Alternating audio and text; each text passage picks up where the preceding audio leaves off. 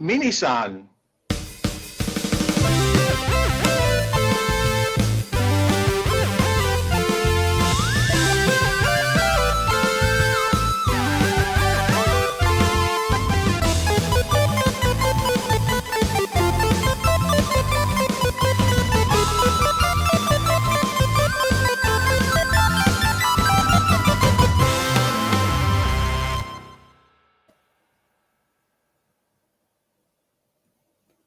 Hello, and welcome to Famicast 298, your Famicast for the early part of August 2025. Yes, as we're recording this, it's actually July 30th, but whatever. Anyways, I'm also joined by Mr. James Charlton.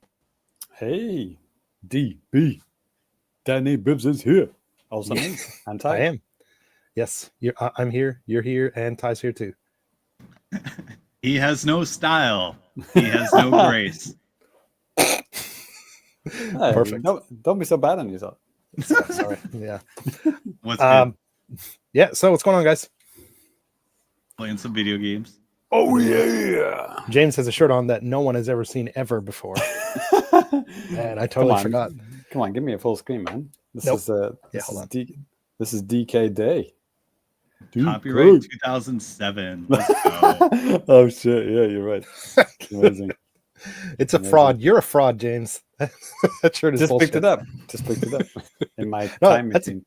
That's a cool shirt, though. I like it a lot. Yeah, I think well, apparently only Ty remembers this, but I've worn this before on the show, and I think my sister got it from Game in the UK as a present, maybe for a birthday or Christmas. I can't remember. That was a long time ago, 2007. Well, no, it was probably sometime after 2007, but a while back. It's getting pretty old around the around the collar here, but we should do a collector's corner of all our old ass game T-shirts. Oh, well, Ty, you'll be there for 4 hours. True. Yeah, I mean, I got shirts from the 90s. I have like a 1992 Mortal Kombat T-shirt. Coming soon, exclusive to Patreon, a 42 episode season of T-shirt corner with Ty. Yeah, sounds like that's a good idea. Money in the bank. Ty shirt corner. Ty T-shirt. That'd be fun. It'd be fun. Let's put a pin in that one. Yeah, geez, I have not like as old as like what you guys are talking, but I have several from like getting stuff from like TGS or buying stuff from like over the past 5 years. I just put them all in like a tote in my closet, and they're like at the very bottom and like the deepest part of the closet. I threw out my shoulder messing around with that shit like back in January, and it still hurts. So like, man. All right, mate. Didn't need your life story. I did. This is fascinating. Thank you. Get on with it. Anyways, yes. Famicast today, we're going to be talking about a lot of stuff, including Donkey Kong Bananza, WWE 2K25 on the Switch 2. Ty's going to be talking about some fun stuff that Microsoft's been doing here lately that's making everyone happy. Tons of different news and stuff like that to cover as well. And I think somebody already mentioned in the chat, but it's very possible that a Nintendo Direct will be announced for like tomorrow. We'll see how it goes. Famicast. Well, we haven't been Famicast yet, but we'll see. Yeah, we'll see. Put a comment in the chat below. Watching this after the Direct was announced. Lol. But right now it hasn't been announced. Yes. So right now in the chat, at least sounding off in there, we've got Russ in there. Yo, the Space Monkeys return. Lemonade will a Direct be announced tonight. Russ, he said, I had a Turok 2 shirt, and then the washing machine destroyed it somehow. It came out torn. Okay. Turn. Dang. Torn. That sucks. It fucked up so much it destroyed his spelling. Yes. Hey, it happens. Happens to the best of us. All right. Well, let's go ahead and get things kicked off with some new business. Yeah, boy. And to kick it off, we're going to go ahead and pass things over to James to talk about this. I'll be chiming in for a couple of bits of this, but this will be mostly. So I had a lucky day at the old game shop when I was picking up DK. I think I said I was going to go for the game card. Well, no. That's the wrong terminology. Game card means the cartridge. Right. This, whatever you call this. Prepaid card. Prepaid card thing. So The downroll dolls we got the, or whatever that download is. card. So yeah, I'd heard that they were going to stop doing the actual physical little cards, Hmm. and it's true. When you open it up, there is nothing. There is just literally more card, That's and the code isn't even inside; it's on the back. Oh, Wow. Hey, don't screenshot it and steal my game. yes. So yeah, I had a nice little collection of cards. I've got an arms. I've got a what else have I got? I think I think I've Splatoon 2 and 3. I think. Mhm.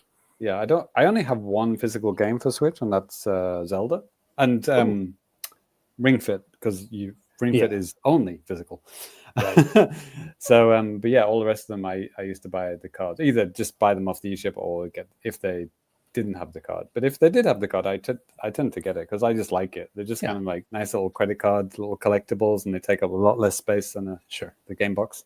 Yeah. Did you during the 3DS days and Wii U days? Did you do the same thing, or did you go physical with those, or?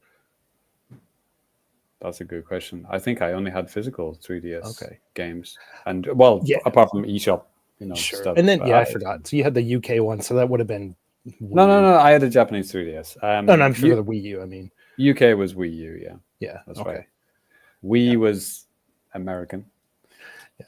Pre-download card era. Pre-download. Yes. Man, like I have several for 3DS, and maybe even I have the original Splatoon, I think, as well. A bunch of like, you can't really see it behind me, but like right now, but like a lot of the prepaid money cards that they had here too, just like 2,000 yen, 3,000. I have like a bunch of those.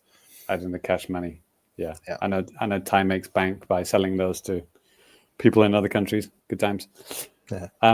So yeah, DK. So on the same day, they just happened to have a Wii Switch to Pro as well, because they didn't have them for the longest time. Like the official store didn't have them. Like all of my local game shops didn't have them. It was always just like you go to this where it has it on the rack and it's just like sold out, or like you couldn't even reserve them. It was just so weird. So yeah, for the longest time, I almost gave up on getting one. But then when I went to get DK, it was one. I think it was like a couple left. I was like, holy shit, grabbed it immediately. And well, yeah, we don't really need to talk about the Pro Controller. All it has is like 2 extra buttons, GL and GR. I mean, we could talk about it for a few, because I have it too, and I don't think I've talked about it at all. It is shockingly similar. I think the sticks feel a little bit weightier. Like it has a little bit more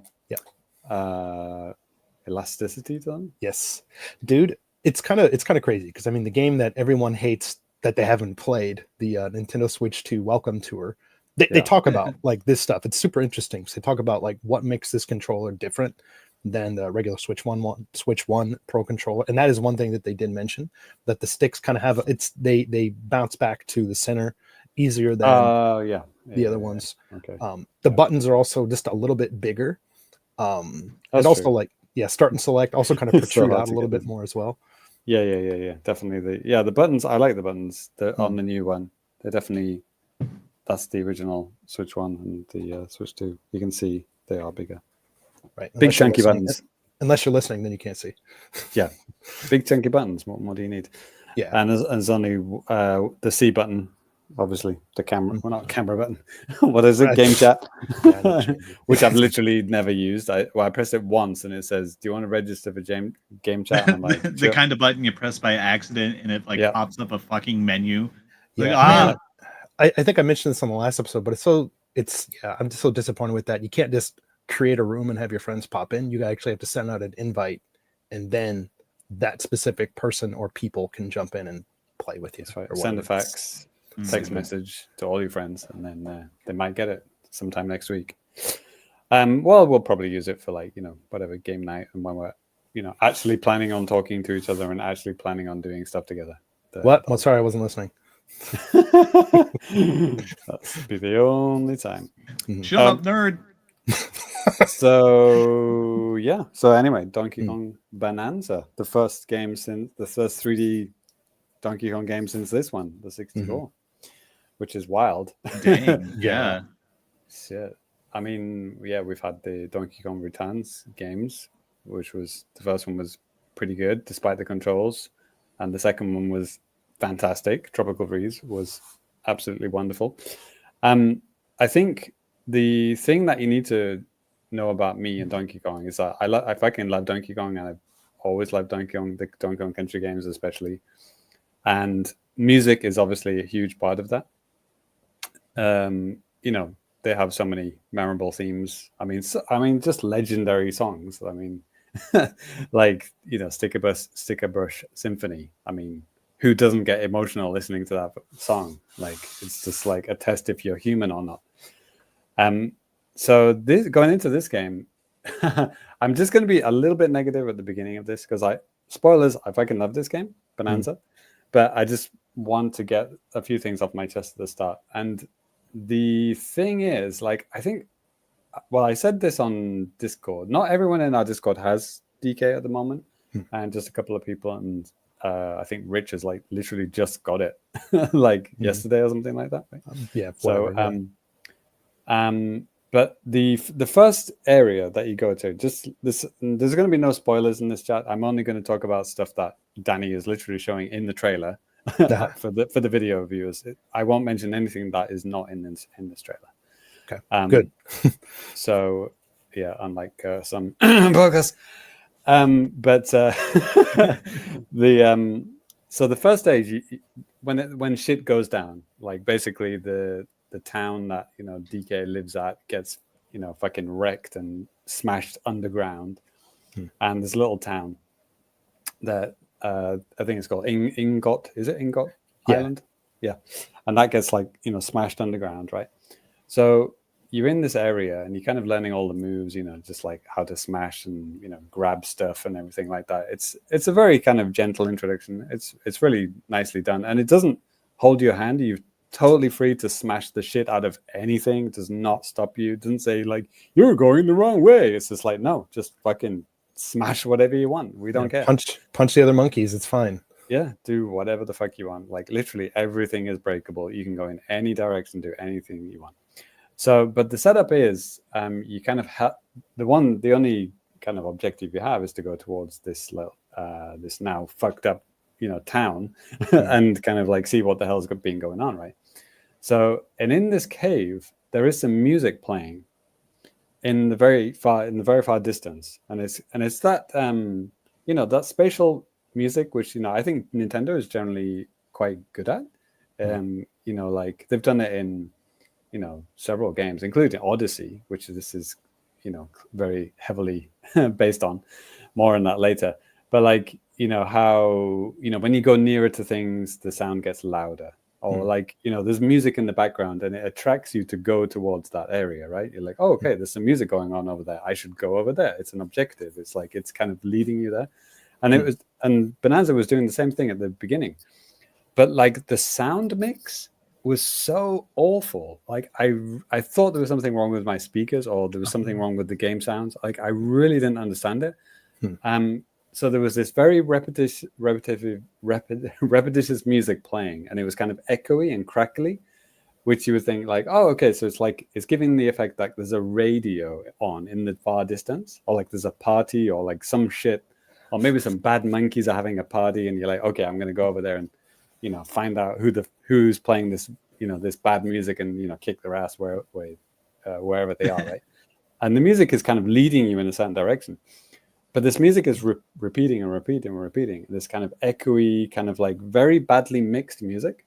So it's like it's really echoey and loud, but like, and when you get nearer, it doesn't get like clearer or like more distinct. It's just like continually be echoey and noisy and crackly, and it's like, it sounded really, really not pleasant. Like I actually turned down the music on my TV, and that is not something I would ever think of ever doing in a Donkey Kong game. Is like not liking the music so much, I turned the fucking volume down. I was like, okay, am I going crazy here? Is it just me? Like, doesn't this sound fucking terrible? And I just kind of looked on the YouTubers, kind of like just a walkthrough of just the first stage, so I could get to the same bit, just to make sure it wasn't my TV. And I watched it on my computer, watched it on my phone.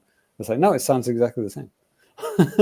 That's so weird. But people are not like backing me up. Like on social media, on Discord, and people are like, "Ah, sounds fine to me." I'm like, "Okay, am I going crazy here? Yes. This is really not good." Like, All right, maybe you've officially hit the point where you've become old and you're not down with the music that the kids are. yeah, maybe that is the case. But as soon as I got to that area, like the music kind of stopped, and I was like, "Oh, okay, so what was making that music?" And there was nothing there. It was like there wasn't like a monkey party or some bad monkeys playing some music out of Some speakers. crappy radio. Yeah. I like it. It was lo-fi beats to get mad at. exactly right. So it totally tricked me because I thought it was a narrative thing. Like I said, like an echo of music going off in the distance, and it kind of makes you go there to find out what it is.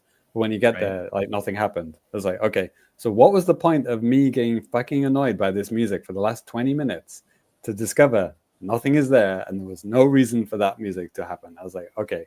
That happened to me once, but it turned out to be schizophrenia. Yeah, maybe that was it. But I'm glad to say that was the end of that problem. Like after that, nothing ever happened like that ever again. Yeah, I didn't notice that at all. Yeah. Maybe I just didn't come across it. I was also playing. Also, you can quickly end that stage if you go beeline straight for it. That music will be just repeated like once or twice. Okay. But like maybe I was just exploring around the area trying to find more stuff, and I spent maybe more time than I needed to.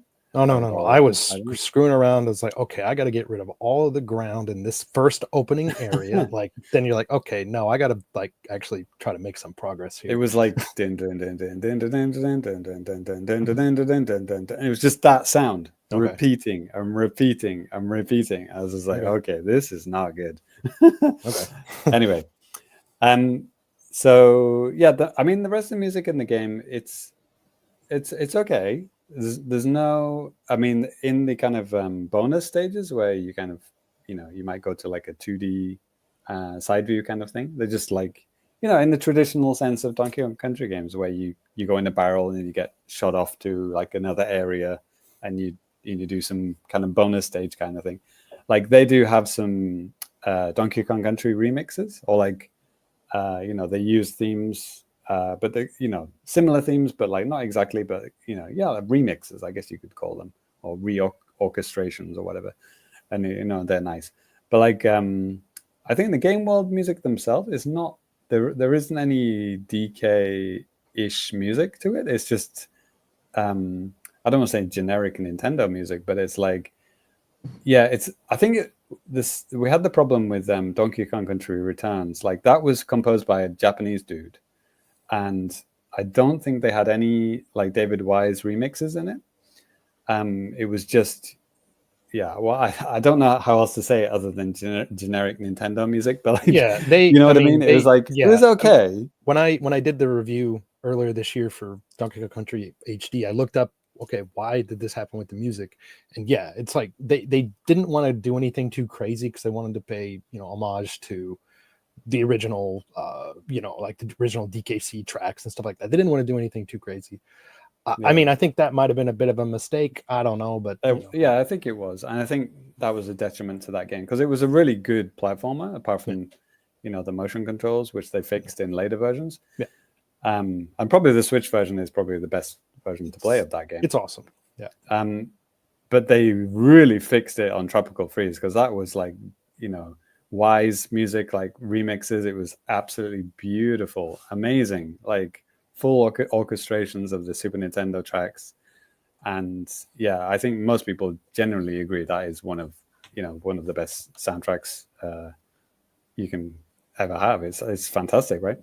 So it's kind of a little bit disappointing that this doesn't carry on from that tradition. Like it has a little bit of that, but not enough to satisfy my Donkey Kong music cravings, if you know what I mean. But anyway, that's just the music. That's just the audio. Anyway, but are we already thinking about the best track for the Fammies next winter? I know I am. Yeah, I don't. Well, I haven't got to that track. If it does exist in this game, I haven't got to it yet. All right. So yeah, I mean the music. There are some other music, like Pauline, for example, she sings some songs. Like I mean, this is not spoilers. Bonanza is the the transformations that you do are called Bonanzas. Where Hulk turns into Super Saiyan Donkey Kong, right? Right. And she does some kind of singing, and I can't really tell. Danny, do you know? Is she singing in Japanese or is it a nonsensical language? It might be a nonsensical language. I haven't gotten to that exact point in the game yet. She's still the Rock. Yeah. Oh, okay. Oh, wow, you're so super. Yeah. Okay. Yeah. Is it like The Sims where like even the music is gibberish?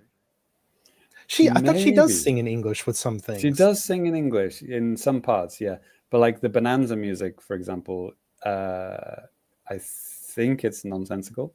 Okay. But yeah, I think actually, yeah, talking about the audio mixing, I think the mixing also on that is not the best. It's like, I guess they don't want to just have her singing, and they also didn't want to just have the rock music playing, so they kind of like tried to do both. But like her voice is like a little bit lower than I would have put it. But anyway, so yeah, and it to me it sounded like a little bit kind of Japanesey, nonsensical music, but it was like tinging on Japanese, but it wasn't. I was listening really hard. I was like, okay, is this Japanese? I'm like listening for words that I could recognize. I'm like, no, I don't think it is. Kind of like sounds like a Japanese woman is singing nonsense, but like inflecting her Japaneseness on the tempo of it, if you know what I mean. It's kind of weird to explain. Anyway, but there are songs that she sings in English or whatever language you have your Switch set to. Right. And yeah, I think her voice is really, really good, and the localization is fantastic for her, because only she speaks. Donkey Kong obviously just goes and banana. That's literally all he says, right? Yeah. Donkey, I want to DK. All I want to do is sing. Right. Great. Yeah, but she has some really cute lines. I'm just sticking with the audio here. It's like I'm just going from music to like vocals here. We'll get just to the reviewing game the audio of the game. That's all we'll doing. We'll get to the gameplay when Danny can come in, I guess. But the audio, her audio is really good. Her voice is really, really good. Very cute voice acting. Very like good acting. Good voice actress, and just like good localization, good lines. Like it is funny and cute and interesting, and there are times when when you can save in your little house that you can build these little houses, and when you go to sleep, you're both sleeping on the little, like she's kind of like leaning against DK and like sleeping on his kind of tummy, and then they have a little kind of chat before going to bed. It's almost like a little kind of like bedtime story kind of thing. And she'll just kind of like, make some comments about the world that you're in, or just something that's just happened or something like that. And but it's just really, really cute and really, really well done. And then when you wake up, she's like, I bet you were dreaming about bananas, weren't you, DK? You go, like, yeah. That is very, very well done in terms of voice acting. Yeah, A+ for that one. Okay. Well, let's move on to some gameplay and stuff too. Do the gameplay. So yeah, smash things up. DK Minecraft. Yeah. Man, so I'm at first, I don't know about you, and I'm just going to just straight up ask you. For me, at first, like I found the jump button with it being A. Oh yeah, it kind of like messed me up a little bit. I switched it within 3.5 seconds. I did too, and then like that felt weird, so then I just switched back and just got used to it. Yeah, I tried to get used to it, and I was like, okay, why does this feel weird? It's like, oh yeah, this is usually jump in every single platform game. Okay, I'm just going to switch it. Yeah, and then ironically that then took me a few seconds to get used to, but then I was like, okay, now it makes sense. Yeah. So I switched to A and B. Yep. Okay. But I think the way the game is setting it up, I mean, it does make sense. Like X, or what, an Xbox, that's Y, right? So the top button, Ty, the top of the face button, the top button is it's split from Super Nintendo. Yeah. that is punch up, and then the left face button is punch straight forward, and then the bottom face button is punch downwards, and then the right face button is jump, and that's what's fucking a lot of people up. All right, that is a little weird. But if you think about it, you are actually pushing the button to punch in that direction. Like up is dig up, stupid. Right. So it does make sense in the game, but I think it's just too much muscle memory to like not to do that. Right. For me. Like I just have to jump with the bottom one. If you asked me to put that on a layout, like I would put jump as the bottom button, and have like down, mid, and up is like left, top, and right, like Street Fighter. Yeah. And there isn't a run like you're always running. There is a roll which you do with the triggers.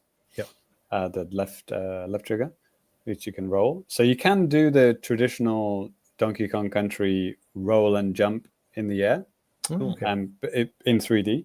It's a little bit different. It's not exactly like Donkey Kong Country.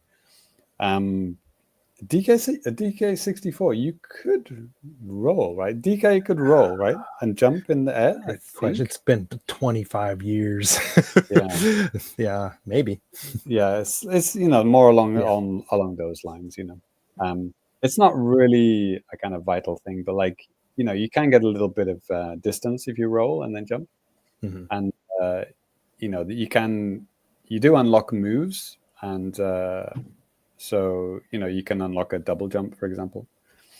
So, yeah, there are, a lot of movement options. And so the right trigger is grab a chunk of the ground up. So you can, anything that you stood on, if you stood on, a rock, you hold down the right trigger and you'll rip off a bit of rock. Yeah, and then swing it around like that. Nice. Like we just watched in the video. Yeah, that's what. Yeah, so you ZR and then you grab it and then you can swing it with Y, left face button. It's just like playing the tank in Left 4 Dead. Left 4 Dead? Left 4 Dead? Wait. Oh, okay. Oh, the tank. Okay. Yeah. I was thinking of like Hulk Ultimate Destruction is like when you smash the tank. I was like, okay. No, you're not talking about that. No, I talk about the type of zombie, but yeah. Yeah, I get you. So... yeah, and actually that's a good move, by the way, Danny. If when you're early, before you've unlocked like stronger punches or whatever, like grabbing a chunk of stone and then swinging it is like super OP. Oh, for like destroying the environment and stuff? Yeah, destroying the environment, destroying enemies. Like I think it's probably like 2 or 3 times stronger than your punch. Oh, okay. So you can really fuck enemies up that are, maybe would take several punches to bring down. You can just swing a piece of rock and just fucking destroy them. Nice. And you can also throw it as well. Yeah, with I knew that. With the same button. Sure. ZR. You can if you hold it down. Yeah. Then a cursor comes up and you can throw it in full 360 degrees, which is another good thing. You can gyro aiming on that too, huh? Yeah. Good. You nice. can do gyro or you can do sticks. Yeah, or both. Why not both? Splatoon style, I guess. So and then another move, which is once you grab the piece of rock, if you hit the other trigger on the ZL, you can actually ride on it. Like it'll spin around and ride it. It's kind of like shield surfing in Breath of the Wild. Well, yeah, as you know, it's exactly like that. It's quite literally shield surfing.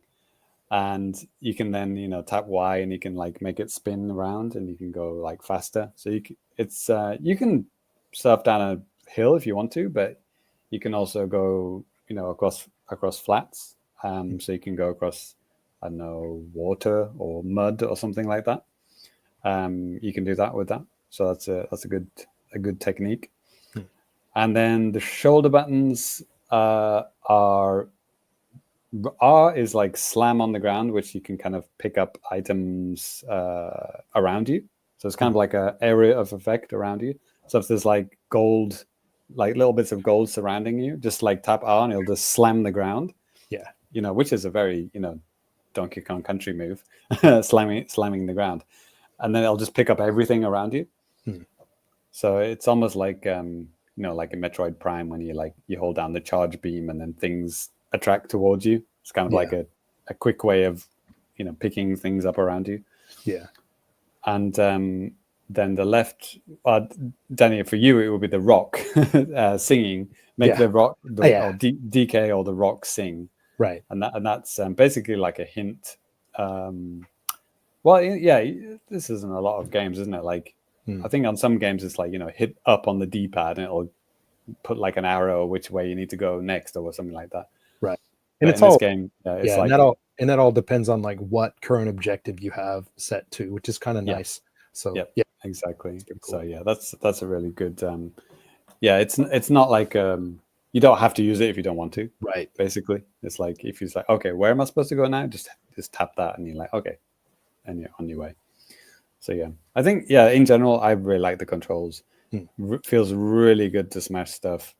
Like, there is no technical issues, and like I haven't experienced any like crazy slowdown or anything like that. Like me neither. You can just fuck stuff up non-stop, just like smash to the whole fucking mountain, like picking up gold and like destroying enemies and just like go all the way through to the other side very, very smoothly and very, very satisfying. That is like probably the best thing about this game, and what makes it kind of like really addictive to like want to keep playing it is just the feeling. They've just nailed the feeling of smashing stuff. It's like really, really satisfying and very well, both technically and like gameplay wise, very, very well done. Mm-hmm. So I think it's probably the same kind of dopamine hit that Minecraft players get. I'm assuming, like just like dig, like smashing stuff up and collecting stuff, right? Collecting materials or whatever. Maybe there's a lot of different ways to play Minecraft. You only fuck things up. You're not really building anything, right? Yeah. But you can build stuff in a way, so you can talk to these characters and they'll build like I said, like build a little house for you.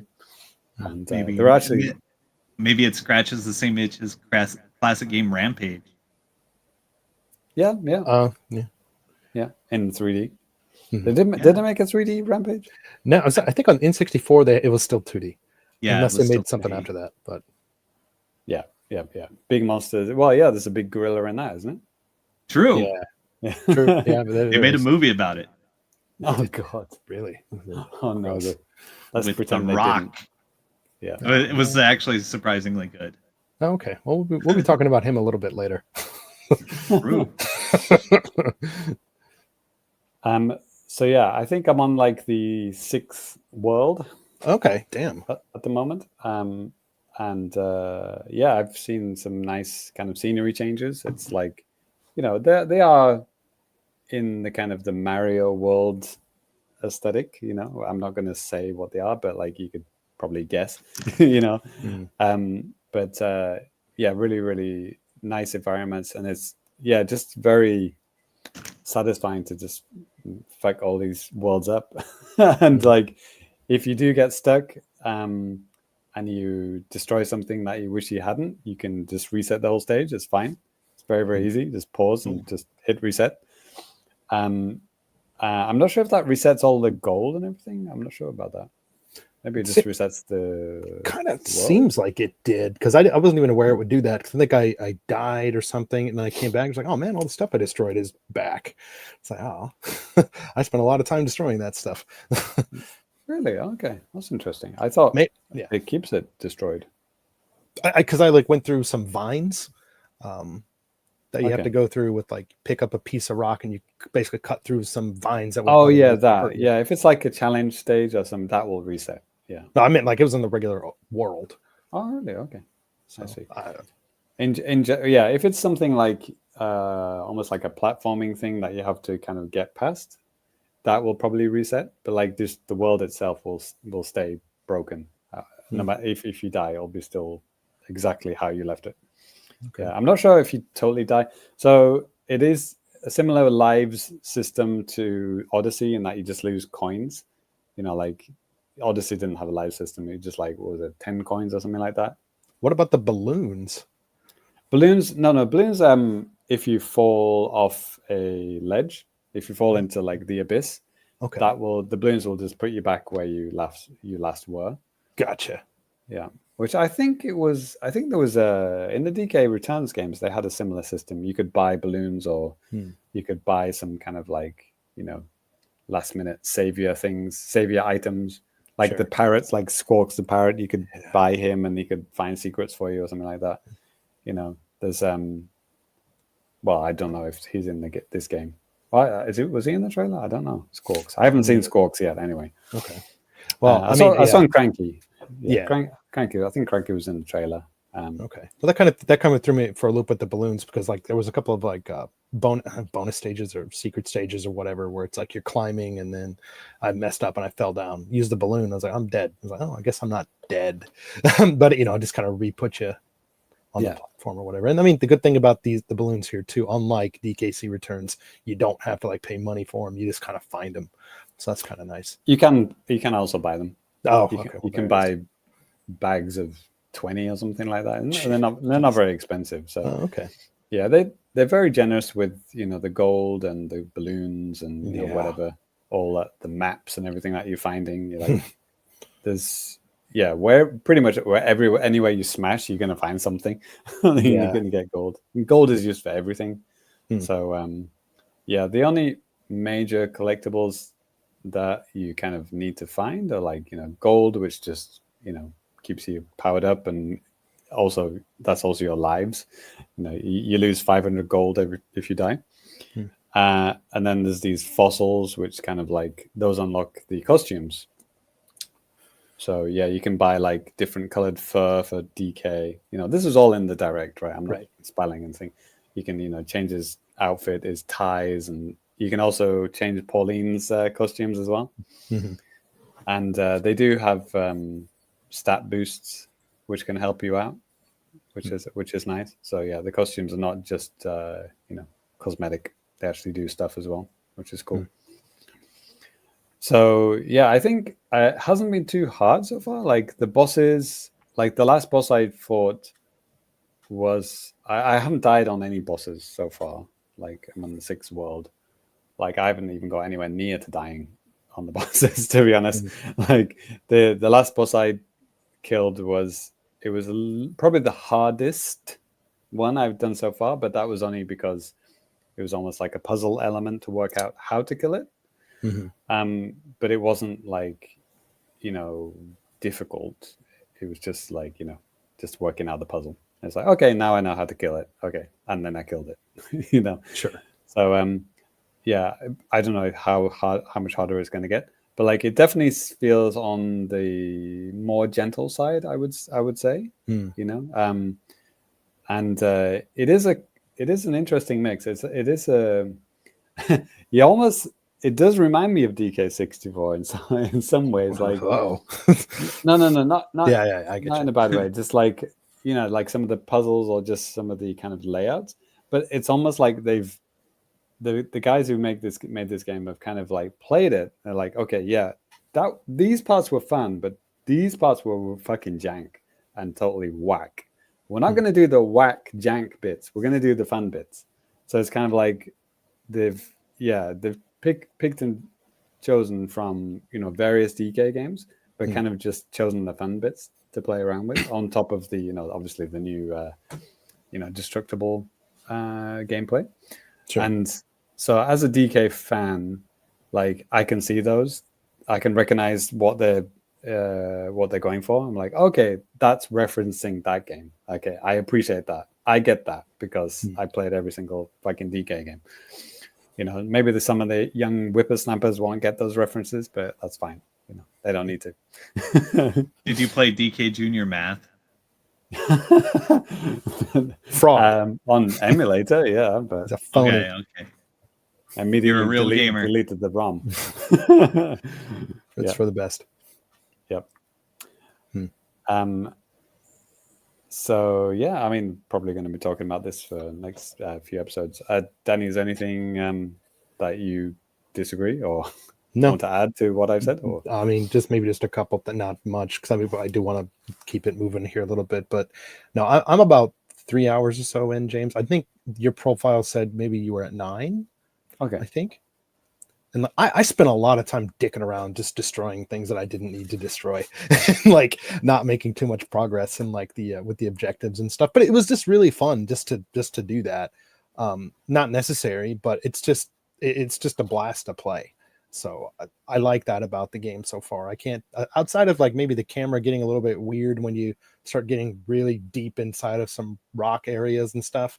Sometimes it does do a thing where it basically kind of goes inside of Sometimes I found that it doesn't do that, or I hit the sweet spot where it doesn't. That's kind of a little weird, but then you just kind of just keep on going and it's fine. Bless you. Really? Okay. I haven't really had any problems with the camera. I think I know what you mean though. There have been times just for a second where it's like there's a gray thing in front of you, but you just nudge the camera and there you go. It's fine. So, and also too, man, maybe it's something I just haven't noticed. Is there an easy way to center the camera behind Donkey, or is it just you just got to do it with the stick manually? Oh, you can click in the stick. Really? Yeah. Just is it the right stick or the left stick? I can't remember. Okay, one of the sticks, isn't it? I don't know because I thought I tried both of them. It didn't work. Okay. Maybe I didn't. I don't know. Maybe I made it up. Maybe that's.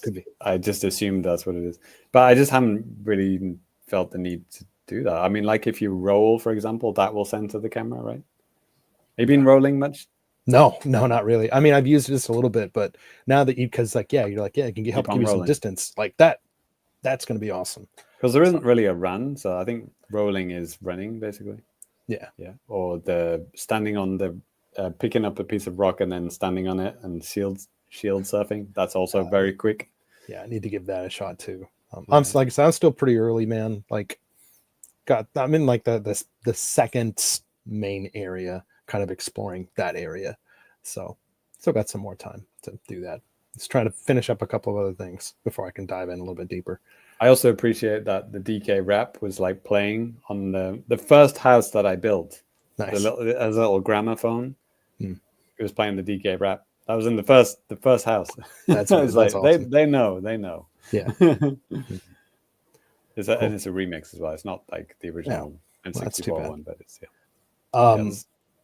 catch up with the comments here. Just one. Mike says he said, I can't wait to play DK. Just can't put down Cyberpunk at the moment. Yeah, I can understand that. On Switch 2? He's got the Switch 2. I'm assuming. I think I saw him playing a ton, actually. I have another buddy that's been playing a lot of that as well. He had bought the Japanese version, and it's cross progression. You can carry your progress over from other platforms, but because of the Japanese version, and he had like a non-Japanese version, he couldn't do it. So then he bought a physical version online somewhere, and it came to him. It was just kind of random, and I think it was like the German physical version. It had English, but then he could continue. It's like the same SKU as opposed to the Japanese one. Japanese is Japan only. That is some top tier region fuckery. Yeah, it's like there's English in it too. So it's like it's probably like Tyson we talked about before. Sometimes they'll cut out some of the violence and some of the other stuff. And also now they have the fact that the hardware is region locked in Japan, right? They can do that now, unfortunately. Yeah. But like JC said, I mean, I'm pretty sure at least with the next episode, I think we'll probably dive into some DK a little bit more. It's the same. I couldn't play more Mario Kart World because I was really loving that game, and then DK comes out. Sure. I only had my Switch 2 for like 5 days before DK came out. So yeah, I still want to go back to that as well. Still loving that. Yeah. Okay. Well, we'll be coming back to DK. I promise you that. Next up with new business, I'm going to go ahead and go next. So you guys know I like sports games, and there weren't really Star Wars, baseball, wrestling. And one of these things is true. But yeah, at the Switch 2 launch, there were no sports games, like no big ones. But just last week on July 23rd, WWE 2K25 came out on the Switch 2. And I was like, okay, let's go, man. Because WWE hasn't been on Switch or Nintendo console since like the launch of the Switch, like 2017, WWE 2K18. which is just a buggy, junky mess. At the time, I wasn't actively watching wrestling either. So, and then I think I just read reviews. I'm like, okay, I'm not gonna buy that hunk of junk, you know. But for this one, I was just curious, mainly just because I wanted to play it myself, and because I like wrestling. And yeah, so other than what was that wrestling game that you spent 500 hours on? Oh no, I didn't. Oh, that's a good one. Like, there's no licensed wrestling games. The one I spent like 50 hours on like a month, Wrestling Empire. That game, okay. like, you killed Angel Dust. What are you going to give his family? Like, nothing. You know, that was great. 50 cents and a shovel. Yeah. Dang. Yeah. Unfortunately, you can't make these kind of choices in like WWE or AEW games. I don't think they'd allow for it. Indie developed stuff. They have a little bit more leeway, believe it or not. You killed Hulk Hogan. Yeah, that's what it basically means. Oh no, not again. Yeah. Yes. So, I mean, I did post just a video of just some gameplay last week and stuff, just to show people how it ran. But like, it runs like really well, very consistent frame rate. It looks freaking fantastic. Is this the Switch 2 version? Yes. Oh my god, Yokozuna in 2025. Yes. So there, my god, I could talk about this game forever, but I'll kind of keep it a little bit limited to what I'll talk about, because I'll just keep on going. But there's a mode in the game called oh my god, Showcase, I think. And it's essentially like, there's a family in the WWE. Like, there's a guy, maybe you've heard of him, Roman Reigns. He's kind of related to The Rock and a couple of other guys and stuff like that. But anyways, like, their family lineage goes all the way back before Yokozuna. Yokozuna is kind of like a part of their family. So like, you basically go through historical matches as this family, like as these family members, and either kind of keep history the same, or you kind of like change the outcomes of like the matches and stuff. And here we got the Hulkster coming down to defend the WWF Championship against Yokozuna, King of the Ring 93. It was around this time that I started watching wrestling, actually. So a lot of this is pretty great for me to see. But anyways, like, that mode's really cool. And like, I don't know so much about Roman Reigns and like all these other guys, because like I said, I talked to my older brother about WWE because he watches it. But it's really well done. I mean, 2K has done this type of stuff with NBA as well, and it's similar type of stuff they're doing, you know, with WWE. So it's pretty cool to see like these kind of like leaning on actual stories, actual things that had happened, and then you get to kind of play through this type of stuff. But I don't think this match is going to end well. Yeah, I don't know, man. I don't remember if I kept the outcome Spoilers. of this. Yeah, spoilers. Hogan does not win, and then he leaves WWF after this and goes to WCW. You know, there's an extensive amount of customization that you could do in this game for your characters. I spent literally 6 hours before I threw this guy off of this cage. There you go. It's a long drop down. Dang, is he dead? Yeah, this is just like, you're kind of No, setting he up did. what moves do you want to do if there's a Hell in a Cell. And it's like, okay, if I'm at the top of this cage, I want to pick this guy up over my head and throw him like a 20-foot drop or something. That's murder one. Yeah, and there's not onto a table, just on the ground. So I just thought that was just ridiculous and hilarious. That'll learn him. Yeah, take that. So yeah, I literally spent 6 hours, I think, going through and creating like my own guy. Yeah, so there's several. It took a long time. One of the modes in the game has you. It's kind of like a more story-driven thing where you get draft. Like, if WWE has a draft, believe it or not, and you get drafted into the WWE and like WWE Raw, and then somebody comes and they're basically going to attack you, and then basically it's like this. It's kind of like, I don't know if you guys are familiar, like when NWO kind of took over WCW. It's kind of like that, but from like a little bit different and stuff. And you're, as your character, you kind of team up with some other guys trying to figure out like, who are these guys? What are they trying to do? And stuff like that. What year is this? Yeah. Who's the president? Yeah, fully voice acted and stuff too, which is pretty cool. And there's according to my WCW versus NWO T-shirt, it's 1997. Yes, that's right. Is this That's you, right. Danny? Or- That's me. Yes. So It's good. It's a good likeness. Yeah. Nice. I like the little dance. Yeah. So yeah, I had a lot of fun just messing around with the entrance stuff here too, finding like just the perfect music. You can mess with like lighting, you can mess with your thing on the Titantron and all sorts of different stuff. Yeah, it's super in depth. Like that's why it took me so long to do everything that I did. I like your little dainty walk up the steps. Yes. Oh, it's not over yet. Dang. Wow. Is this guy like the face or the heel? Can you choose? You can kind of choose what you want to do with that as well. So All right. yeah, so that's pretty cool. This looks like one of the guys you just love to hate. Yes, exactly. That's what I was going for. Nice. These are the moves that you were doing at the TGS event, Danny. No, literally, yes. It's I was trying to be Shawn Michaels a little bit, heel Shawn Michaels from like 93, 94.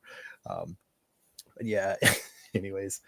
So a gameplay with this too, because like going from like Ty said, the WCW versus NWO World Tour and like all those games, like those series of games, I'd always been a kind of guy that's like, man, it just doesn't get any better than that. And I think that to an extent, but after playing this, I'm really impressed with how they handle all of the controls here, because I think with those old games on the N64 and games that have tried to emulate them since, you really are kind of limited with what you can do, how many moves that you can do and stuff like that.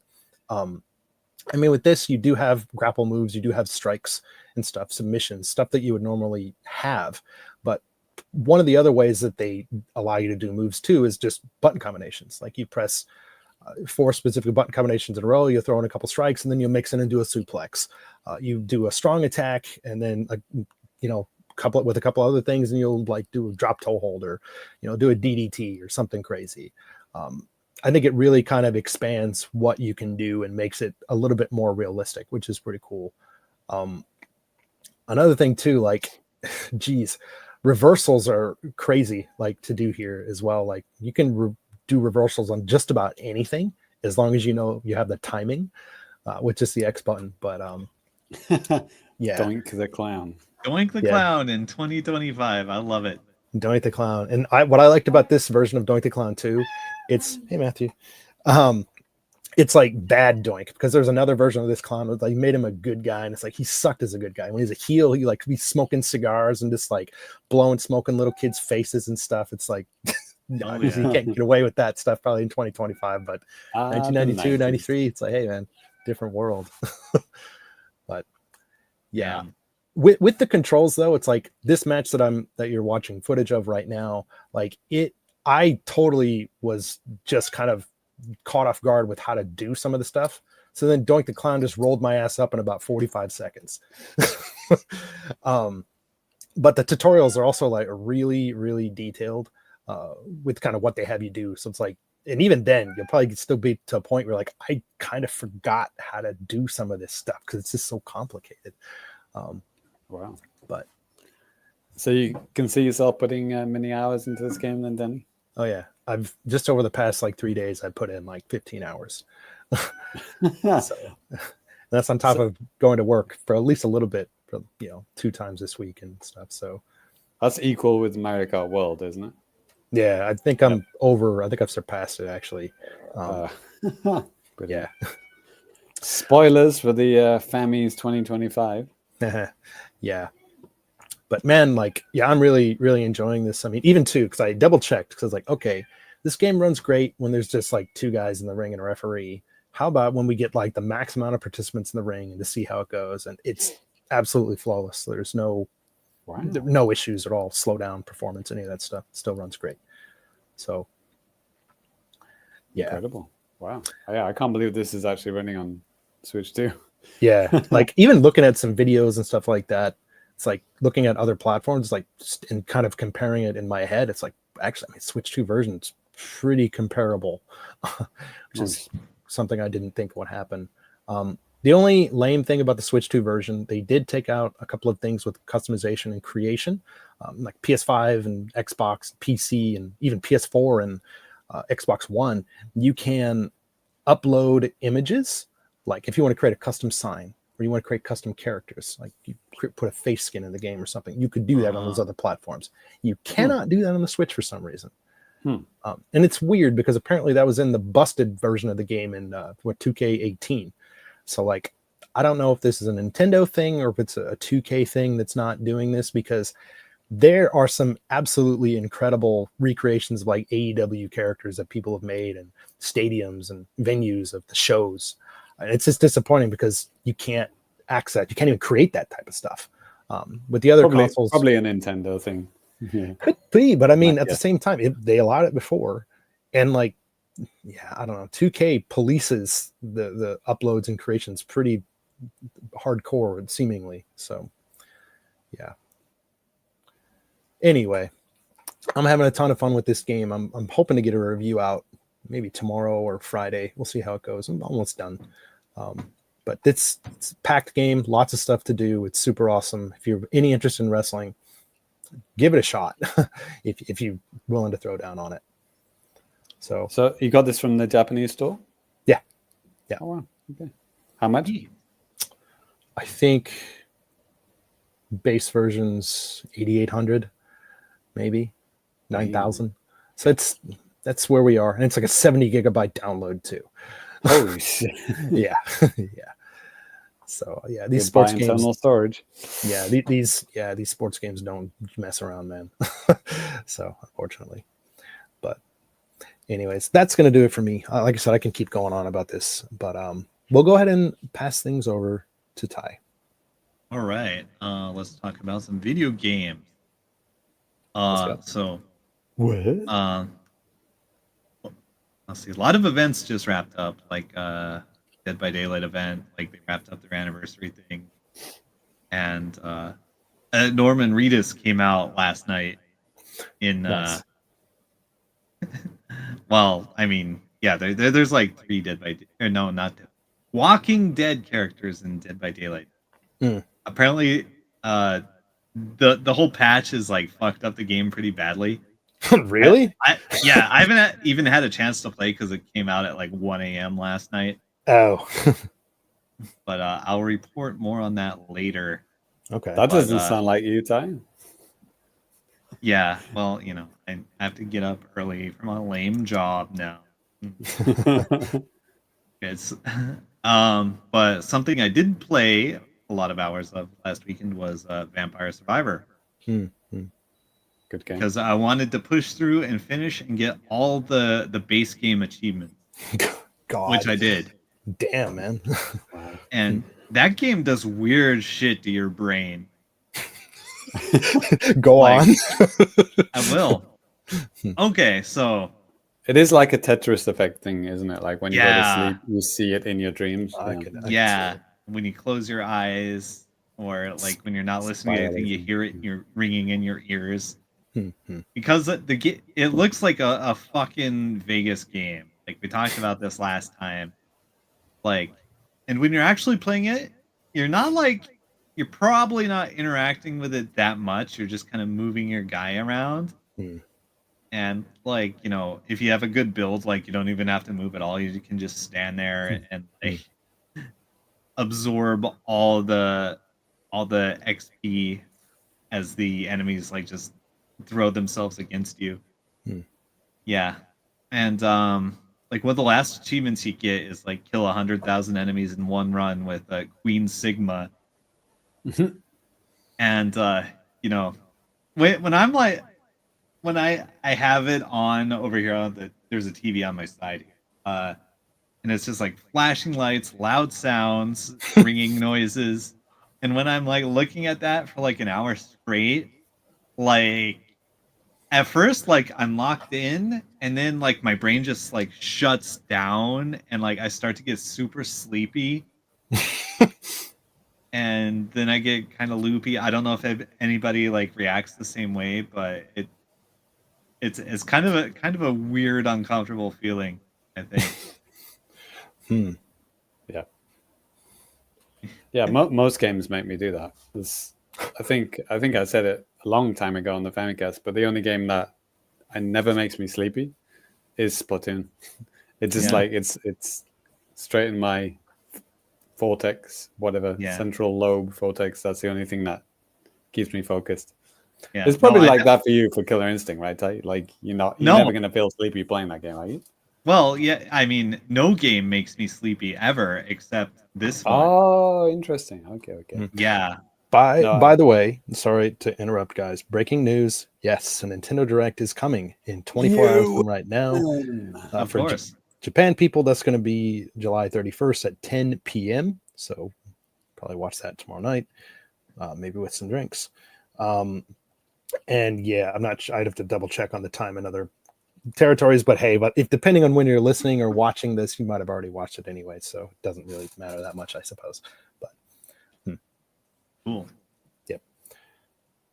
Yep. Just tune in for 25 minutes of information on upcoming Switch 2 and Switch games from our publishing partner showcase. Okay.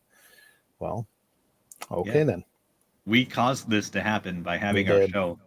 There it is. Yeah. We have completed our ritual, our little rain dance to cause the Nintendo Direct. Yes. It'll be interesting to see what.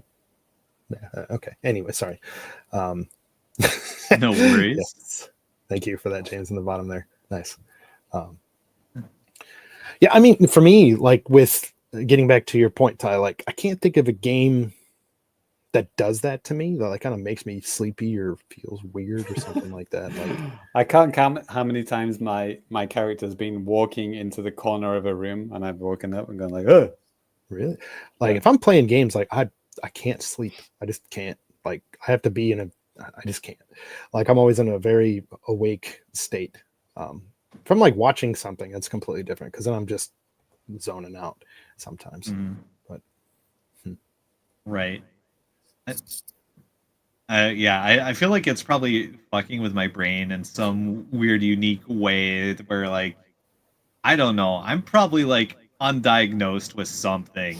Yes. And like, this is like fucking activating my Manchurian Candidate programming. Yeah. We're seeing the headlines. Yeah.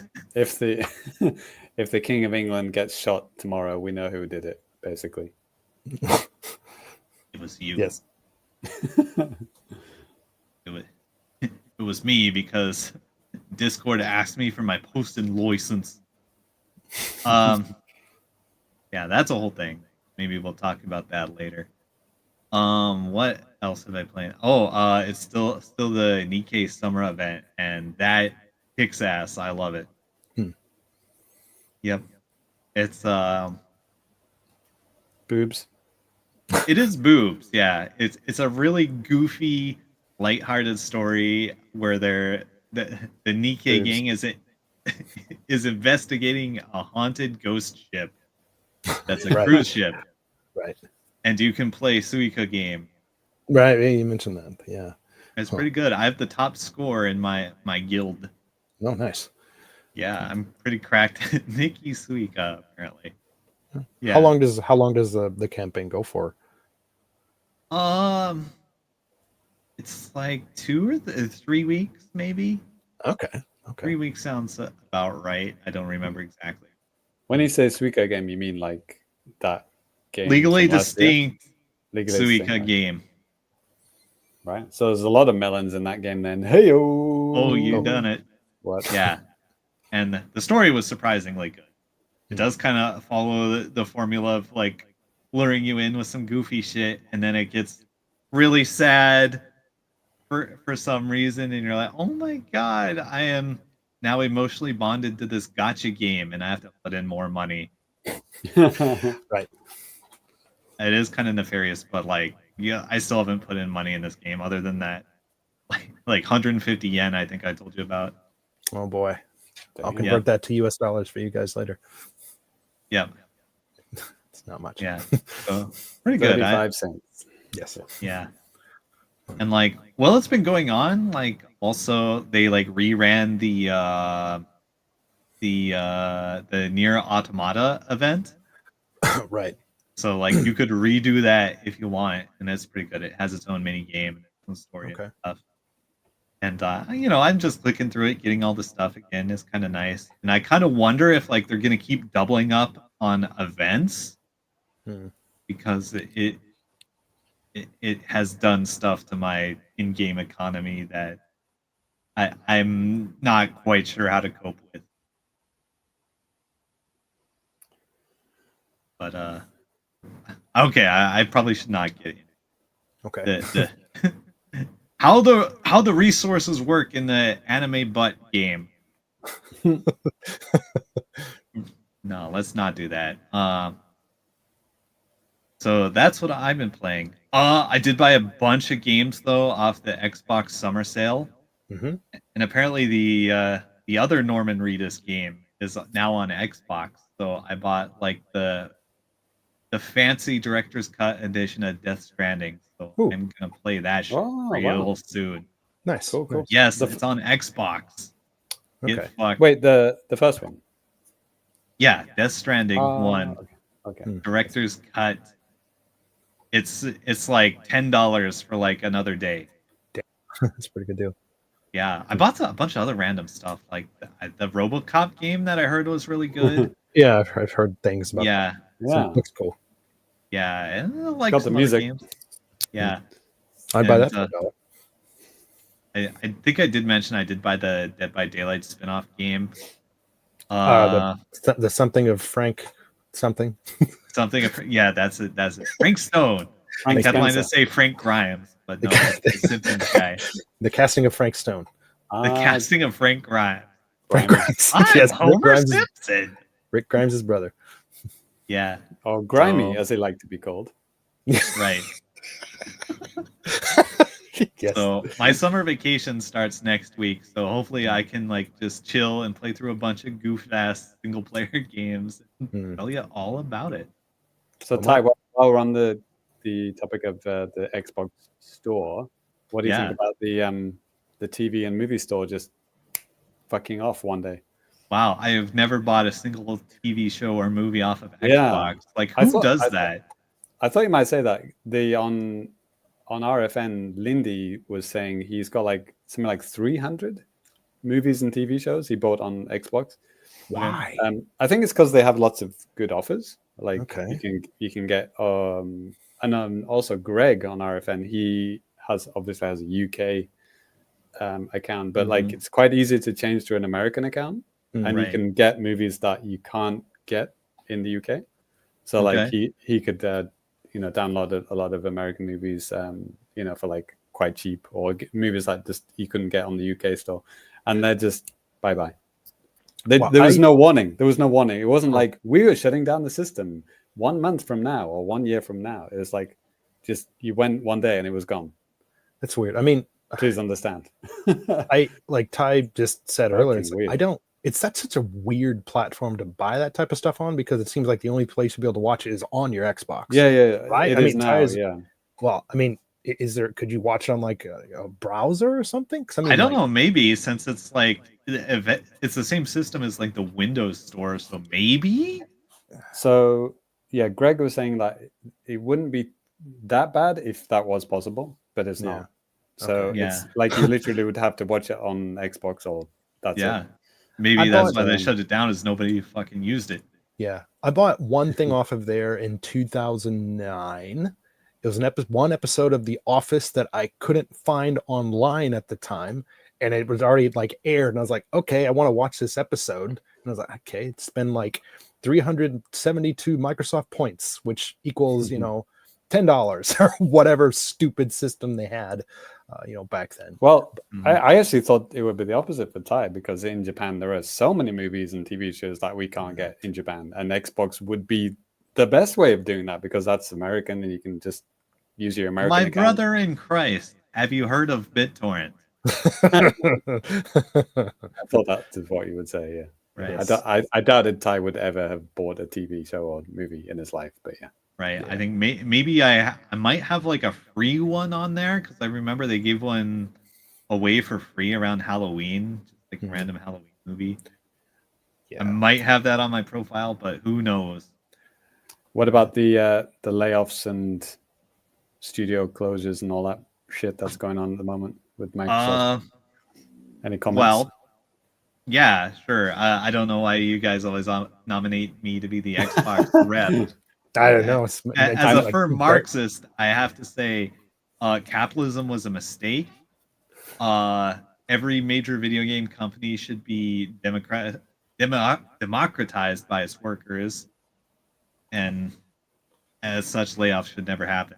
I don't know, man. I think that the executives actually need more money because they bring more value than any of the other people creating things. So I'd say give them a raise.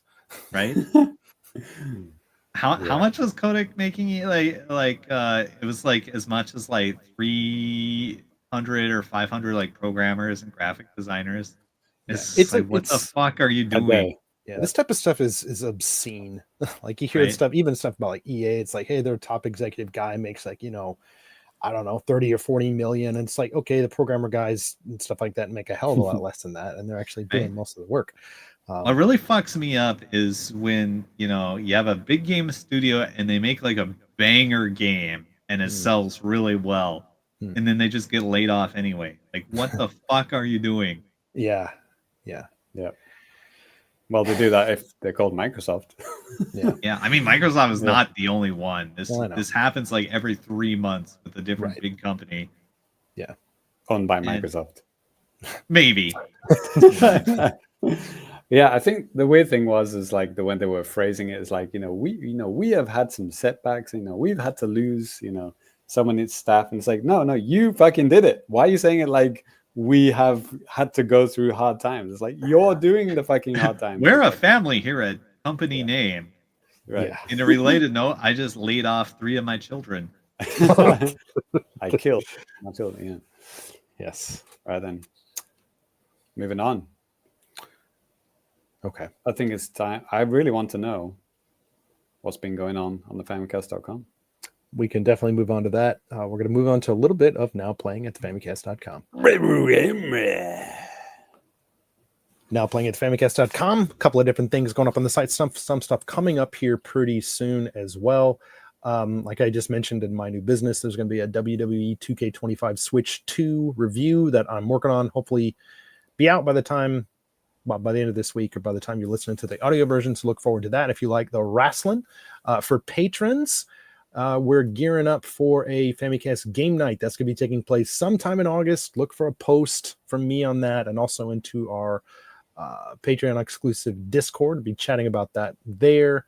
Talk about what you guys want to play, maybe what weekends would actually work best, that type of stuff. Other than that, there's a couple other bits of news and stuff like that, trying to get caught up. I've been pretty busy with work and stuff for the past couple of weeks, but now I'm on vacation, kind of. I still have to do a couple of work things, but going to get kind of back in the swing of Famicast stuff here. But anyways, all this and more. Famicast. That's right. All right, you guys are going to have to help me out here. I'm trying to... Let's move it on, boys. It's time for the JAPANews. That's right, folks. It's time for the JAPANews. The time of the show. We talk about the latest and greatest comings and goings of Japan and everything else in between. Like we already mentioned earlier, and thanks Lemonade for pointing this out in the chat as well. There is a Nintendo Partner Direct that is going to be happening 24 hours from right now as we speak. So you'll have fun talking about, well, we're not going to, whatever. We have a couple other things to talk about here before that drops, and I'll go ahead and kick us off here with this first little bit. So something that came up, I think, right after the last episode that we did. So you guys might remember this, but the Nintendo Switch Online playtest program, there was a thing that they did back last October. Basically, like 10,000 people that were Nintendo Switch Online members could apply to try to get into this playtest program and play some games and stuff like that. Nintendo basically asked people that play this thing or that participated, like, not to share what it is you are or were doing. So I tried to get into the one in October. I failed. I tried to get into this one and I failed as well. JC or Ty, I think I know the answer for you, but JC, did you try to get in? No, I didn't even try. Okay. Yeah, from what I heard, it's not really my bag. Sure. So I didn't really care. If it was like, Splatoon 4 playtest, like, yeah, let's fucking go.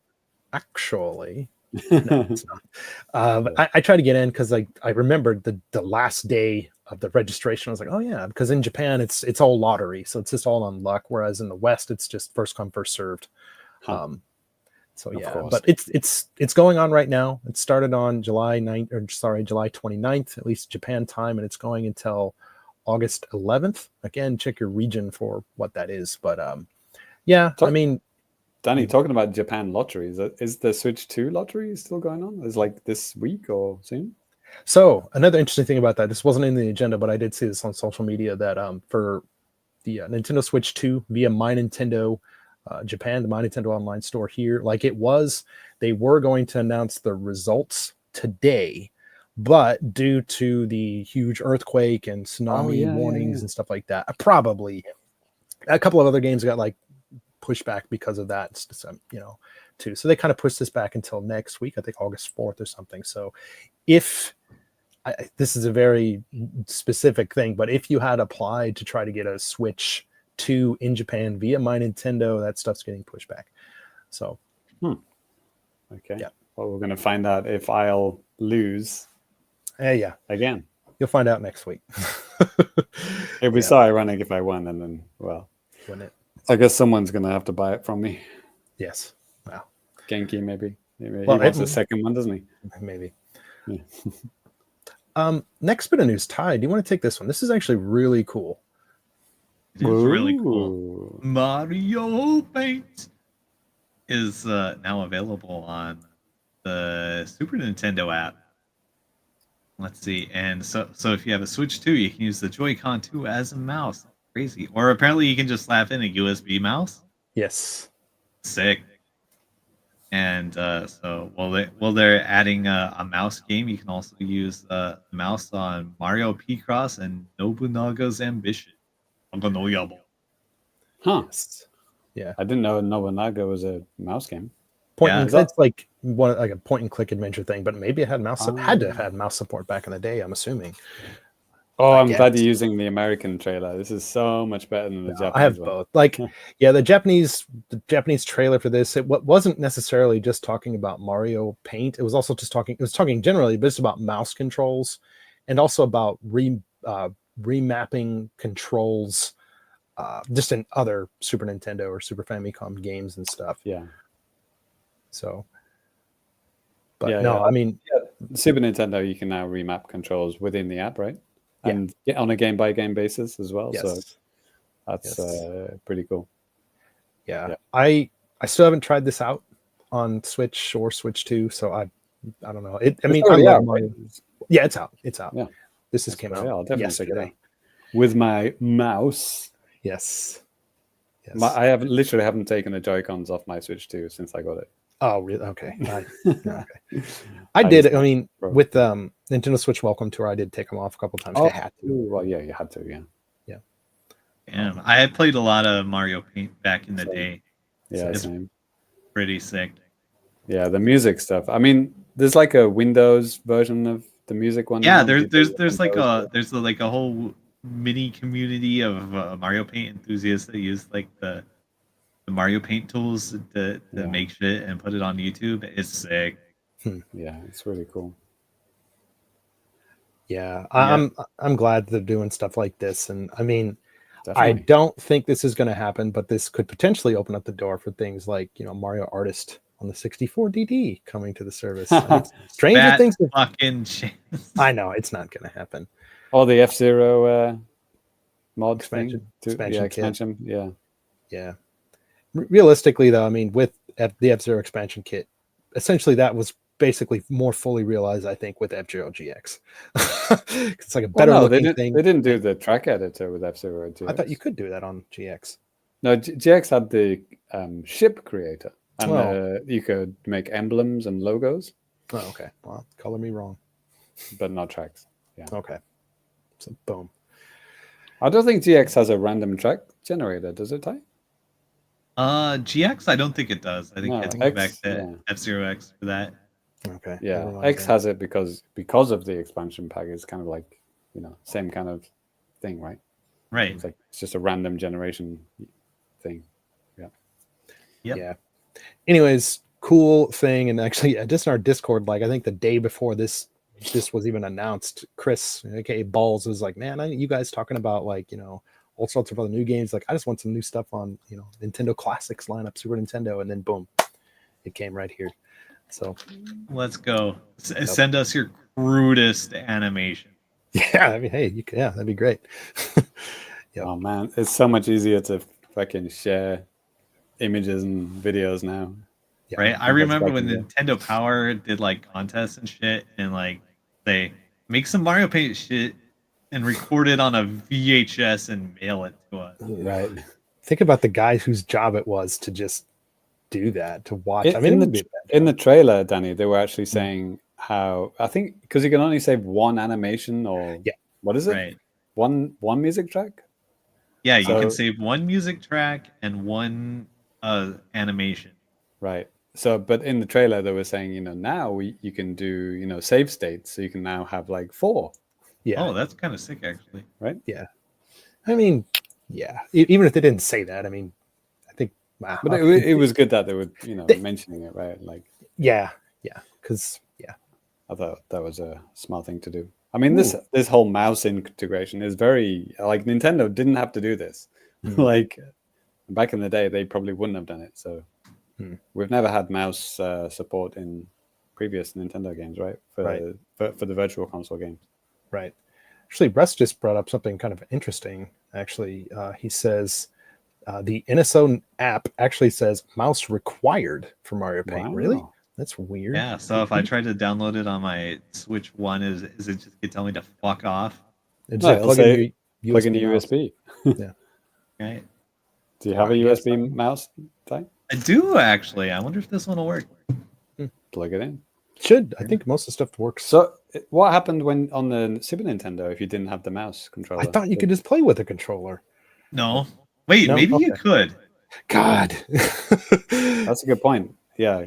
Maybe it's using the same kind of error message that it had back in the day. The mouse required. Oh, there wasn't an error message, so either like nothing happened until you plugged the mouse in, or you could play with it. I don't think you could play with a controller. Because it came packaged with the fucking mouse, right? Like it came with it. True. You couldn't buy it without it. Trying. Yeah, I kind of feel like maybe you can move the cursor around with the D-pad and make like these little terrible angular drawings. Maybe that feels like a core memory. One thing that I thought that was kind of interesting because I just even on the image that they used on like their thumbnail in that Nintendo Japan NCL, the mouse is the same. Like it's with the purple buttons, just like the North America. I thought that was kind of weird. Like that's what they went with. I mean, yeah. Well, I guess it's easier to. Okay. Yeah. Anyways, interesting. Right. Okay. On a forum here, it says the mouse was required, even on the Super Nintendo. Okay. Well, there it is. All right. Next bit of news, JC. Would you mind taking that? Ooh, yes. It's pretty cool too. Yeah. Thank you for choosing this one for me as well. Yeah. So Lego Game Boy is going to retail for 9,280 yen. AKA $60, and it's going to release on the 1st of October. Yep. It is a 1-for-1 unplayable replica of the original. Comes with 2 games, Super Mario Land and Zelda Link's Awakening. And it does it by putting kind of these screens. They're kind of what is it? What do you call it? That kind of plastic film or something, or some kind of film, like holographic film maybe. So you can like move it and then it kind of like animates between 2 frames kind of thing. Well, so you have the Nintendo logo and then you have the games as well. Yeah, it's like if you look at the screen right now, it's just like 3 different things. It's like this little slide that you put in on front of the screen. It's like the Nintendo thing. Mario. That's right. But each of those slides has a couple of frames in it. Oh, do they? I mean. Okay. Yeah. Like, what, like, you've seen holographic film, right? Yeah. It's basically that. So it looks exact. I mean, from a distance, you would think it is actually a Game Boy. It's very impressive. Yeah. And it has the contrast and the volume and the games slot in, and it has a kind of similar slotting kind of feeling to it. It's very well done. and it's a lot of money for a Game Boy that doesn't work. Yeah, you can get a real Game Boy for much less. Yeah, I was going to say like 500 yen. You can get a secondhand Game Boy from Akihabara, no problem. I don't know about these guys. Honestly, I mean, all the foreigners here buying up all the old retro stuff. They're like, hey, here's an old junky Game Boy that doesn't work. 5,000 yen. Oh, please. maybe Mercari then. Yeah, maybe. Yeah. This cool is anyway. yeah, this is really cool. I am not so keen on building things. Yeah. So yeah, people who like Lego, good luck to you. Enjoy. Yes, exactly. I know we have lots of people in the Patreon who are. Yes, or at least one. More than one, but anyway, let's go. Yeah. The last part here, this is something that I figured might as well just bring up. Nobody's really going to care after the direct hits tomorrow, but last week was the Pokemon Presents, and there was quite a bit of stuff that was announced and kind of showed off there. One of the bigger things that was announced during the show was a completely new Pokemon puzzle game called Pokemon Friends. This game is out on mobile, both Android and iOS, and it's also out on Switch, playable on Switch too as well. I think when I was watching the trailer for this, they said something that almost it makes me feel like it's a little bit misleading, because they said, I'm unless I'm crazy or I was doing drugs at the time, but I could have swore that they said this game has 1,200 puzzles. I was like, wow, that's a lot of puzzles. And then I looked at the listing on the eShop, and it's like the base version of the game has 30 puzzles. I was like, okay. And then maybe it means that each puzzle has several levels or versions, right? Maybe, because then the DLC stuff, it's like it didn't add up to 1,200, but like you said, it has to be something else. But it'd be like 40 levels per puzzle, basically. I would guess. Okay, yeah. And it's free to start on mobile. So free to start is the thing that Nintendo invented, where you get one thing for free and then you pay for the rest. So it's not really. Well, it's kind of a microtransaction, I guess, but it's not like you only pay once, right? You don't pay in multiple increments or anything. Yeah, it's as far as I understand. There are like, I'm not sure how probably the DLC packs might work in a similar way, because on the Switch itself, it's $9.99, I think, in the US, 1,400 yen here, and then for the DLC, it's like 2,000 yen a pop, a little bit less than that in dollars, and then they actually do a pretty good thing. Instead of being 4,000, like, hey, 3,500, you get both of these things. Like, okay, that's actually very nice of you to give us a bit of a discount on that. It was kind of like in the same vibe as WarioWare, like lots of like micro puzzle games, but like a lot of them. It's kind of like that. You wouldn't buy any of them individually, but hope not. Throw them all together. So well, still wouldn't buy it, but some people might. Yeah. So, I mean, if you're into Pokemon and looking for something a little bit different, this could be fun. I mean, if you at least try it out on mobile to see if it's something you like, and then, go from there. Yeah. So, and then delete it immediately. Yeah. Yeah. That's kind of where I'm at. Yeah. I think Super Mario Run was officially the first free to start mobile game. Really? Where, it was like the World 1 was free, and it was like 1,000 yen, whatever, $10 to unlock the rest of the game. Okay. And then it's not a very popular thing on mobile, because like it's either free games, quote unquote free games, and then you buy IAPs for the rest of your life, or it's a paid app, and they're usually quite expensive. Something like Dragon Quest and Final Fantasy, like the original, like Final Fantasy 1 to 6. Yeah, they're like, whatever, 3,000, 4,000 yen on mobile, but you just pay it the one time. Those are the extras. Yeah, those are the pixel remasters. They're I think they had them even before then. Yeah, they've had them for a while. Yeah, they probably have several versions by now. But yeah, those kind of games. Yeah, very expensive, but at least you don't have to play fucking microtransactions after the fact. Yeah, that's right. So, Ty, one last little bit you should share this. All right. Pokemon. No, wait. Are we what's going up? Evo. Yes, what's happening Evo next week? Oh god, oh fuck. It snuck right up. Evo 2025, the big fighting game tournament, starts August 1st. Let's fucking go in Las Vegas. Yeah. 2 days. Wow. Days away. Yeah. 3 days long. Unless they've expanded it. 3 days long, August 1st, 3rd. I'm assuming you're not going this year. Yeah. I mean, I got work, and it costs $1 million to go to the United States, but I will be watching and doing things while watching. Let's see. So let me go down the tournament. There's a lot of games you can play on Switch, so I really want to bring this up. Okay. So main events, we got Street Fighter 6, Tekken 8, Fatal Fury City of the Wolves, Guilty Gear Strive, Grand Blue Fantasy versus Rising, Marvel vs. Capcom 2, Under Night In-Birth, and Mortal Kombat 1.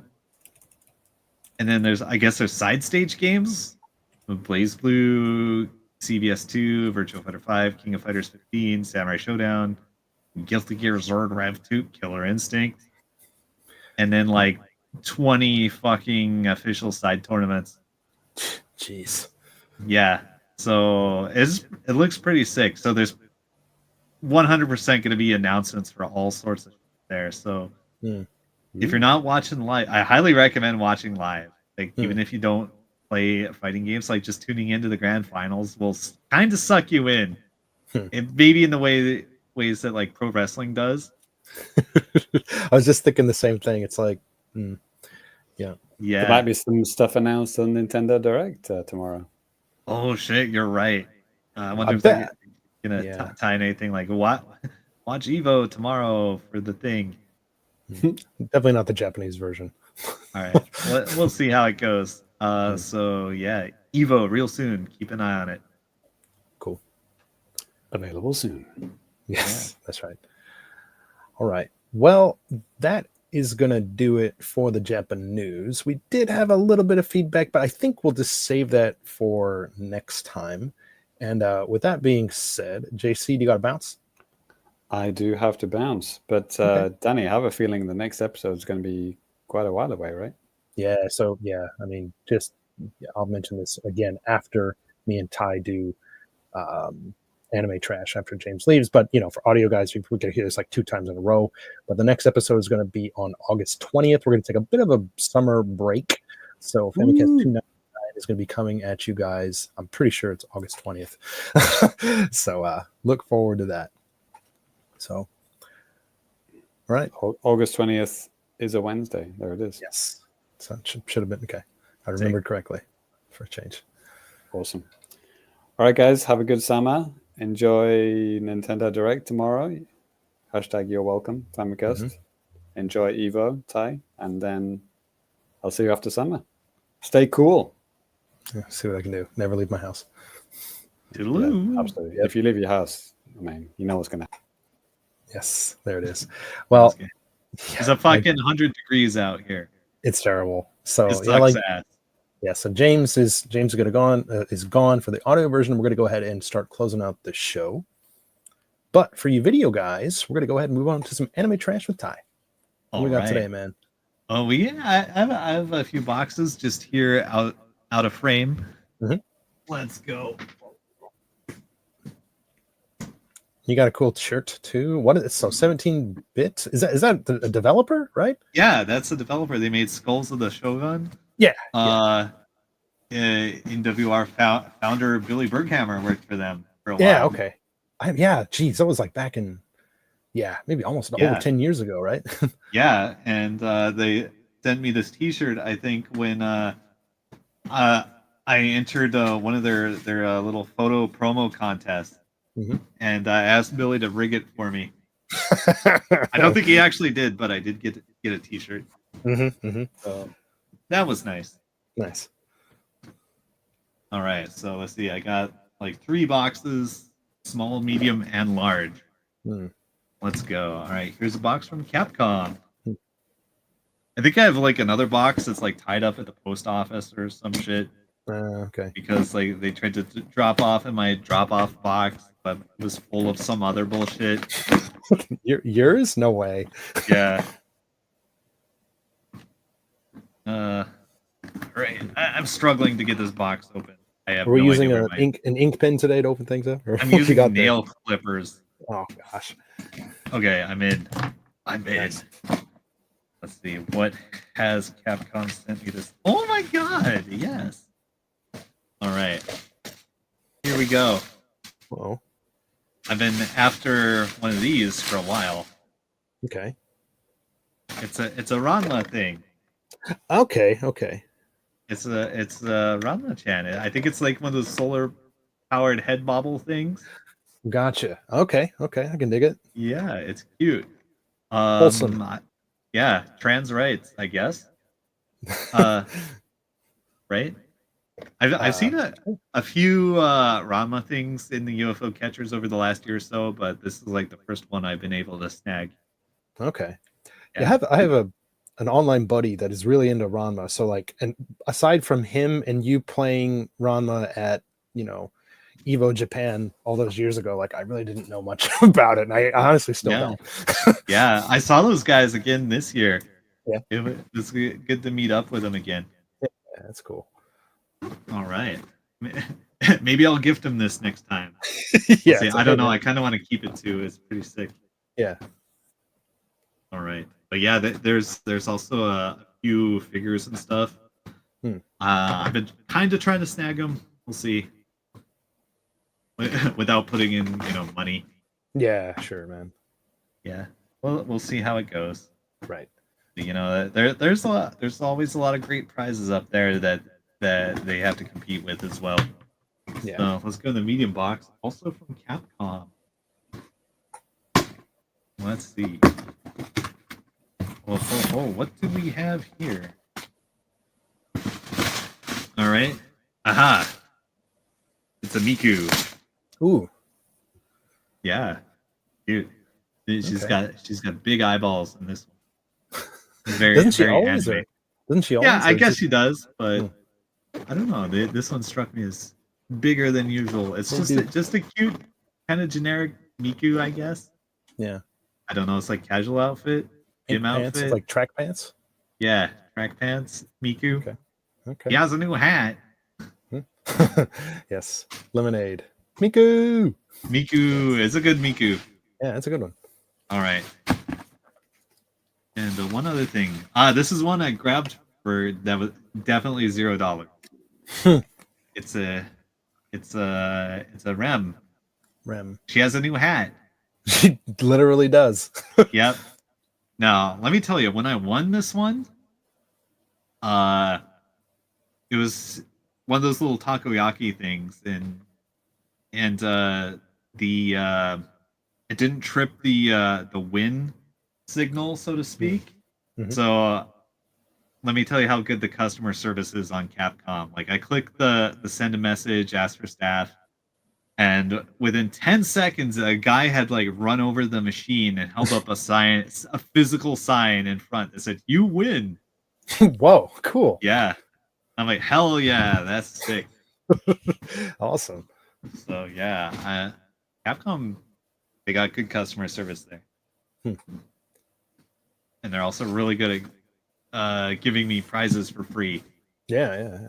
You win. You win. Now I have a big box from Molly Online, which is the other site I consider to be S tier as far as UFO. Yep. So let's open it up and see what we got. I mean, it's not quite as easy as Capcom recently, but it's pretty good. Oof. Got tipped over the computer. Yep. So much shipping material in here. All right, get this shit out of here. Oh my fucking god. All right. Well, let's get this out of the way first. What do you think this is? Is that a quintuplet? Yep. You got it in one. There it is. Do you recall the series of quintuplets I've been winning recently? Yeah, the other day didn't you have like doubles? Yeah.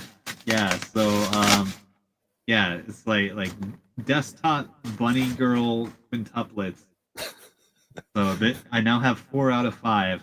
Hey, I respect that. You need the whole set now. Yep. I definitely need to get the whole set. Yes. But I know Lemonade is watching.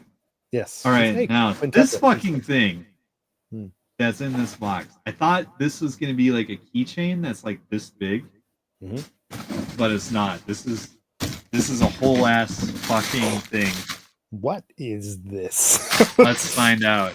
Boy. Look at this. What in the world am I looking at? A weapon? Yes. You might say that. I'm opening this shit up like right now. Okay. They've sent me a whole fucking claw. That's awesome. It works. Wow. They've sent me a whole fully functional UFO catcher arm.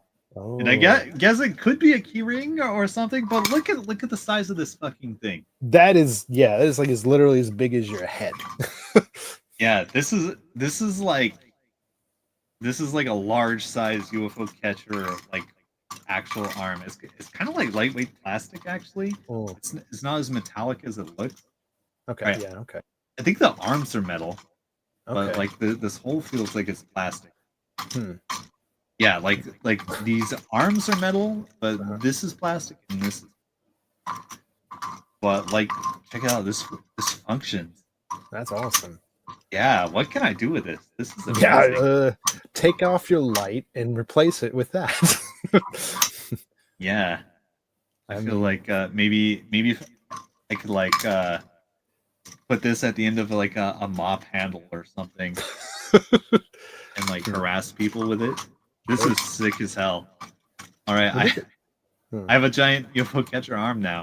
There it is. I got an idea. Chop off your left arm and use that for the rest of your arm for the rest of Hell your yes. life. Yes, I'll just be like Barrett from Final Fantasy VII, but instead of a cool gun, I have like a UFO catcher arm. See, more practical. That's for sure. Damn, this is awesome. I bet if I Lemonade. bring this to work, the kids would love to play with it. Dude, I think anybody would love it. It's just Hell ridiculous. yeah. I'm That's playing awesome. with it right now. It's Yeah. sick. Lemonade says, that's amazing. It is. Yeah. Also, Like, looks like our guy, Tony Montero, excuse me, he's been here. He said, hey, I just noticed the camera angle change. It's been a while. It's like, yeah, man. hell yeah. I changed Yeah, apartments. Change it's apartments, kick his crazy. ass out. Yep. Finally got evicted for like stacking up too much UFO catcher trash. Yes. Okay, this has got to be probably the best one that you've probably ever gotten. I mean, In a while, for sure. Yeah. I thought the wig was great. The wig was pretty good. The corn was awesome. Corn I is mean, hard to top. Yeah, I don't know, man. This is meta. I swear to God, when I won this, I thought it was keychain sized. Damn. I mean, I suppose you could still make it a keychain, but Yeah, for like a giant, comically oversized key to the city. yes. All right, cool. I'll do something with this and report back. Okay. Okay. All right. Cool. All right, so I think that'll wrap it up for UFO catcher stuff. Damn. Okay. Yeah, that's a great way to end it, dude. Shit. Yeah. Maybe Man. with a teaser for next time. I know I've got something special for you in particular, Danny. Oh, okay. You'll like it. All right. It's a real Star Wars baseball. Oh, Maybe. I love it already. Maybe. We'll see. We'll see. Hey, I think Star Wars was doing collaborations with Japanese baseball teams here, like last month, 2 months ago. Really? I missed out the chance to buy like a T-shirt for like right. 5,000 yen. If I see a real Star Wars baseball, I will go for it. Oh, It may be a Star Wars or a baseball. We'll see. you have my gratitude. All right. All right, cool. Well, that is going to do it for the anime trash, and that's actually going to do it for Famicast 298. Before we close out the show here, we're going to go ahead and give you our social media handles. Realistically, follow us or find us on Discord. You can access our Discord. If you go to our website, famicast.com, on our contact section, we have a link there so you can join it there. That's probably the best place to like hang out and stuff, I'd say. But if you do want to follow us on social media, there are ways you can do that as well. You can follow me at DannyBiv, DANNYBIV. Ty, where can the fine folks find you? On social media platforms as Super Cat Drugs or Blah Blah Link as Doro the Diver. I love Blah Blah Link. It's so good. Dude, I'm so glad that, Balls, Chris, in the Discord. He tried it. It's just like, dude, what? Like I didn't know you could like sign up for that without like actually having a game account. Maybe you did have to make a game account. Maybe you did. I'm not sure. Whatever. Play girl clicker, it's fine. There it is. If you guys want to follow James over on Bluesky, you can. He's Fami Complicated. It's right here on the screen. Follow us at the Famicast for everything, I guess. And from I can't even pronounce this. From this guy, Mr. Jucky, get ready, Nintendo Direct partner tomorrow. Yeah, partner direct tomorrow. Yeah. It's gonna be pretty cool. By the time you're listening to this, might be already be done. So hopefully it's cool. Yep. So again, that is going to do it for the show. Thank you guys so much for tuning in live. Those of you that could watching the video version. If you're listening to the audio version, hope you guys enjoyed it as well. Stalling here while I'm trying to get up something here, and goodness gracious me. Yes, I love YT pre-show thumb.jpg. Yes, thank you. I knew you'd like that name at least. Anyways, that's going to do it for the show. If you guys enjoyed the stuff on YouTube, leave us a thumbs up, all that type of stuff. Reviews on iTunes, all that type of stuff, Apple, Google Play, all that type of stuff. And yeah, we'd really appreciate that. Anyways, thank you guys so much. We will catch it next time. Man, if you listen to the audio version, you guys really need to go check out the video version for the you need to see the contraption anime it's insane. It's insane. You gotta check it out. Anyways, we'll catch you guys next time on August 20th. This is the next live show. 22nd for the audio. See you then. Peace. Toodles.